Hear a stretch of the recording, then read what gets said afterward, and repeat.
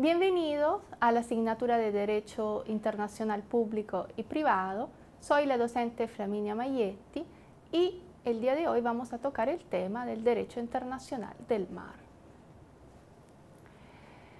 Durante muchas décadas, digamos que desde el comienzo de la sociedad internacional moderna, los estados han empezado a utilizar el mar y los océanos y con sus prácticas han ido afinando sus competencias sobre estos espacios marítimos. Es importante decir que el Estado en su soberanía territorial tiene también una competencia específica sobre el mar y los océanos. Entonces, la soberanía territorial de los estados sí incluye los espacios marítimos. El derecho del mar se define como esa rama del derecho internacional que individúa normas de comportamiento que limitan el poder de los estados en los espacios marinos. Y este derecho se rige en tres elementos: el mar, el armador, el capitán, los auxiliares y la nave o buque. Pasamos ahora a ver el marco normativo internacional del derecho del mar. Digamos que en el curso de los años el derecho del mar ha ido desarrollándose y podemos identificar tres etapas. Una primera etapa que podemos definir etapa clásica, que va desde el comienzo de la sociedad internacional moderna, o sea, de la Paz de Westfalia, hasta la Segunda Guerra Mundial. Y en esa fase lo que sí se reglamentó fue sobre todo la guerra marina. Y en esa fase se crearon normas sobre el trato de los náufragos, por ejemplo. Después podemos identificar una segunda fase que va desde la Segunda Guerra Mundial hasta los años 60 del 1900.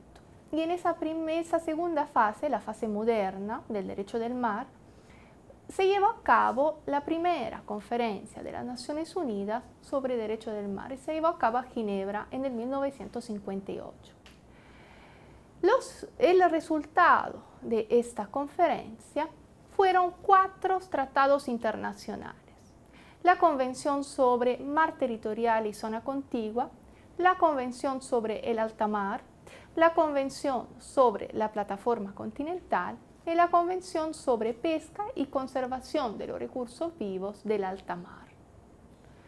Esos tratados internacionales tuvieron sí una importancia, pero es en realidad en la tercera fase que el derecho del mar se consolida. Esta tercera fase, que podemos considerar como la etapa moderna, la etapa contemporánea del derecho internacional del mar, va desde los años 60 del 1900 hasta el 1982, el año en el cual fue adoptado un tratado internacional marco en materia. Durante esta fase contemporánea se llevó a cabo la tercera conferencia de las Naciones Unidas sobre derecho del mar, que duró desde 1974 hasta 1982.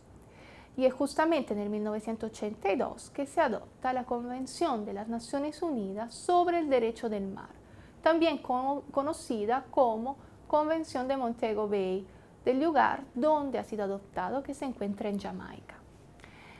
Este tratado internacional entra en vigor en el 1994. Pasamos ahora a ver este tratado. Es importante decir que el Perú todavía no es parte de este tratado internacional. Hoy cuenta con 168 estados parte. Es un tratado bastante largo, aproximadamente 400 artículos, que básicamente individuan normas específicas acerca de la soberanía, la utilización de los recursos marinos y de los espacios marinos. Y también ve temas de navegación de los espacios marítimos. Podemos decir que este tratado internacional representa el derecho consuetudinario en materia y por ende cualquier otro tratado internacional que quiera mejorar, cambiar temas relacionados al derecho del mar siempre tiene que tener presente este tratado internacional, la Convención de Montego Bay.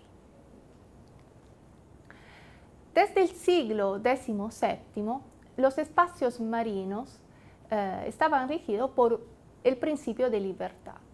O sea, todos los estados podían acceder, navegar esos espacios y acceder a sus recursos, los recursos marinos. Entonces, desde ese momento, el espacio marítimo estaba dividido en dos zonas. El mar territorial, donde el Estado tenía soberanía, y el alta mar, donde los estados no tenían soberanía, pero regía el principio de libertad. Con la Convención de Montego Bay, todo esto cambia y se vienen a crear varias zonas, 7 zonas. Estas categorías de zonas se determinan respecto al grado de soberanía que el Estado tiene sobre cada una de estas. Acá tienen una imagen que recompila las varias zonas. Hay, en primer lugar, las aguas internas. Las aguas internas son esas zonas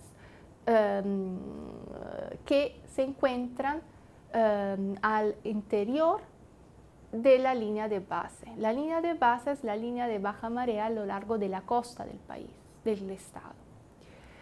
Por ejemplo, un agua interna puede ser un lago, un río, y sobre esas zonas el Estado tiene soberanía absoluta. Después hay una zona de 12 millas que se cuentan desde la línea de base, que es el mar territorial. Y también en esa zona el Estado tiene soberanía. Después tenemos una zona contigua que son 12 millas más respecto al mar territorial. O sea, saliendo de la línea de base son 24 millas. Y en esta zona contigua el Estado tiene una soberanía relacionada a algunos temas, como por ejemplo temas aduaneros y temas de migraciones. Después tenemos la zona económica exclusiva, que va hasta 200 millas, saliendo de la línea de base. En esa zona el Estado tiene derechos preferencial para explorar y explotar los recursos pesqueros que se encuentran en esa zona. Después tenemos la plataforma continental, que es una continuación natural de la costa del Estado, digamos así. Y acá, en esta zona, el Estado tiene derechos exclusivos de exploración y explotación de los recursos pesqueros presentes en la zona. Y después tenemos al alta mar donde rige una libertad de navegación, la posibilidad de tender cables submarinos, de pesca, de exploración e investigación científicas. Y después tenemos a los fondos marinos. Los fondos marinos son una zona en la cual ningún Estado puede reivindicar una soberanía. Son considerados por la Convención de Montego Bay como patrimonio común de la humanidad. Y también la zona es patrimonio común de la humanidad. De todas formas, hay límites a la soberanía territorial del Estado en los espacios marítimos. Sí, la Convención de Montego Bay individúa dos elementos, dos límites: el paso inocente y la jurisdicción penal sobre buque extranjero. Cuanto al paso inocente, se regula en los artículos 17, 18 y 19 de este tratado internacional. En el artículo 17 se establece que los buques de todos los estados, sean ribereños o sin litoral, gozan del derecho de paso inocente a través del mar territorial. Pero ¿qué cosa es este paso inocente? Es un paso que no perjudica la paz, el buen orden y la seguridad del Estado ribereño. Y es importantísimo que este paso sea rápido e ininterrumpido. Cuanto a la jurisdicción penal, el Estado ribereño no puede ejercer su jurisdicción penal a bordo de un buque extranjero respecto a un hecho que es puramente interno y que no tiene ninguna secuelas en el ambiente exterior. Algunas reflexiones acerca de este tratado internacional, que es un tratado marco y incluye muchos elementos nuevos. En primer lugar, los estados acordaron el límite de las 12 millas para el mar territorial. Además, se incluyen nuevas zonas como la zona económica exclusiva y se incluye el concepto de los fondos marinos como patrimonio común de la humanidad.